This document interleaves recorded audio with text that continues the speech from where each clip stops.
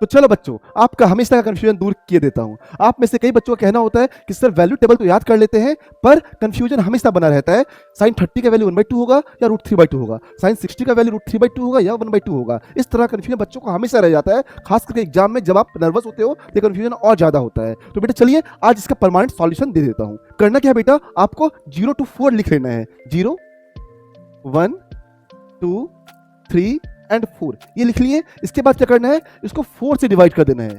इसको 4 से डिवाइड कर देना है। 0 से लेकर 4 तक जो लिखे है ना, सबको 4 से डिवाइड कर देना है। एंड देन इसका रूट ले लेना है। ठीक है, अब क्या करें, इसके बाद इसका रूट ले लेंगे। ओके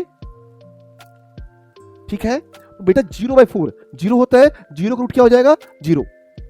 ओके 1/4 1 का रूट 1, 4 का रूट क्या हो जाएगा 2। 2/4 2 2 जा 4 ना, 2 2 जा 4, तो 1 का रूट 1, 2 का रूट √2 हो जाएगा।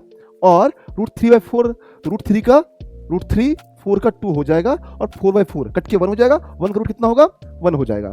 तो जब देखते हैं तो हमारा वैल्यू क्या आया 0, 1/2, 1/√2, √3/2 और 1। और ये वैल्यू आपको क्या होगा साइन से मिलेगा। साइन का वैल्यू 0 0, साइन 30 का वैल्यू 1/2 तो ये 1/2 है, साइन 45 का 1/√2 तो ये आपका 1/√2 है, साइन 60 का √3/2 तो ये आपका √3/2 है, और साइन 90 का 1 तो ये आपका 1 है। मतलब कहने का क्या मतलब है, आपका साइन का वैल्यू आ जाता है ना, आपका साइन का वैल्यू आ जाता है।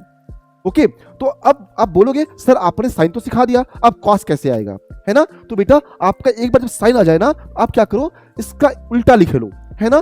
पहले आपका 0 था, लास्ट में 1 था, उल्टा लिखना है 1 √3/2, फिर क्या बेटा 1/√2, फिर क्या है 1/2 एंड देन लास्ट में 0 है। और जब इस वैल्यू को टैली करेंगे ना, कॉस से टैली कर जाएगा 1 √3/2, 1/√2, 1/2 और लास्ट में 0।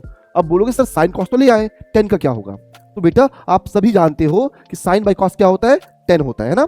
अब सभी को पता है साइन बाई कॉस 10 होता है, 0/1 0, ठीक है, 1/2 बाई √3/2, 2 और 2 कट जाएगा, आ जाएगा 1/√3, है ना। 1/√2 1/2 सेम सेम, ये कट के कितना आ जाएगा 1। फिर से बेटा 2 और 2 कट जाएगा, आ जाएगा √3 और 1/0।